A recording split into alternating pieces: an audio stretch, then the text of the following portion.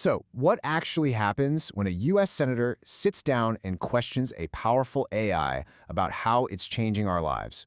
Well, we're about to find out. We're going to break down a really fascinating conversation between Senator Bernie Sanders and the AI, Claude, and it reveals this whole hidden world of data collection and what it really means for our democracy.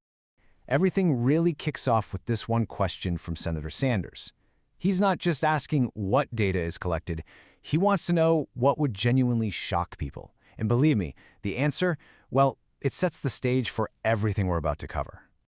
So, what is the big surprise? It's this. Right now, AI systems are quietly building a super detailed secret profile on every single one of us. You can think of it like a digital shadow that follows you everywhere, but you never ever get to see it. Now, let's be really clear about what an invisible profile is. We're not talking about your basic info. No. This is a complex, always updating summary of who you are, what you like, and, this is the crucial part, what your vulnerabilities are. All pieced together by algorithms. I mean, the level of detail here is just staggering. It's not just the websites you go to or the stuff you buy. The AI is tracking your physical location, every single thing you search for. It's even tracking how long you hesitate or pause on a specific part of a web page. And those are just a few examples out of literally thousands of data points that are feeding this profile every single day. But here's the real kicker. According to Claude, the biggest shock isn't just that they're collecting all this data, it's that we kind of said they could. You know, every time we click agree on one of those terms of service agreements we never read, we're essentially giving away little pieces of ourselves without ever truly understanding how they're going to be used against us.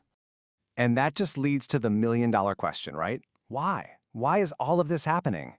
Well, the next part of this conversation pulls back the curtain on the massive engine that's driving all of this. So what is the end game here? Why go to all the trouble of creating these unbelievably detailed profiles on millions and millions of people? And Claude's answer is incredibly blunt. It's not some grand conspiracy. It's just business. Your personal information, your habits, your attention, all of it has been packaged up and turned into a product to be bought and sold.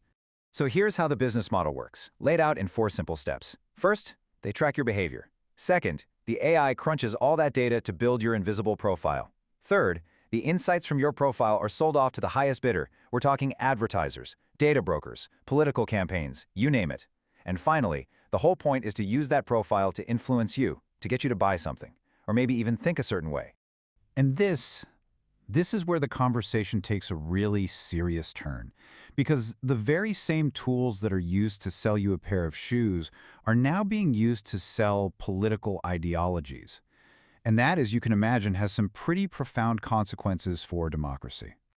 The key word you need to know is micro-targeting. This isn't just a regular political ad you see on TV. No, this is a personalized, psychologically crafted message sent directly to you based on all the data in your invisible profile. It's designed to find your specific sore spots, your financial anxieties, your feelings of loneliness, and press on them. Let me show you how this plays out in the real world. You could have 2 different voters who are being shown completely different political ads from the very same campaign. So voter A, who the AI has flagged as being anxious about money, they get an ad all about protecting jobs.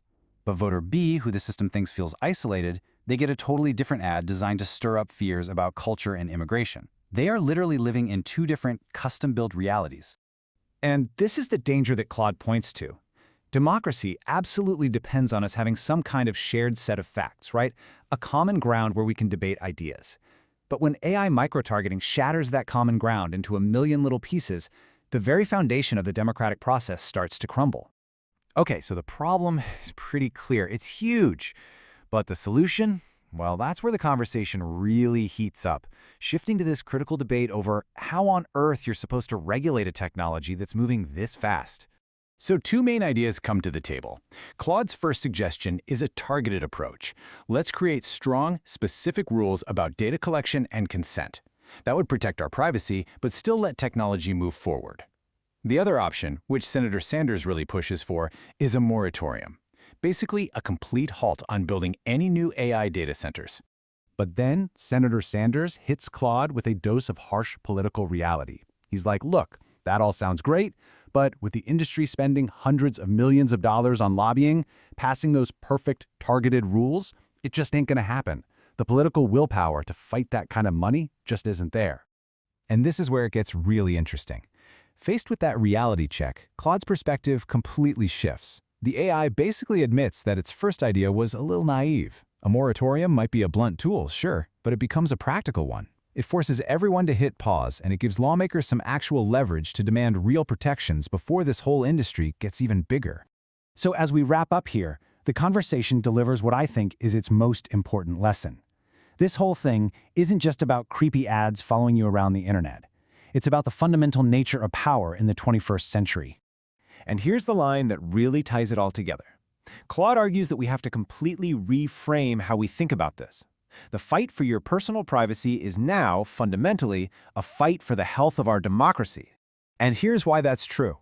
When any single entity, whether it's a giant company or a government, gets this much detailed data on millions of people, what they're really accumulating is power.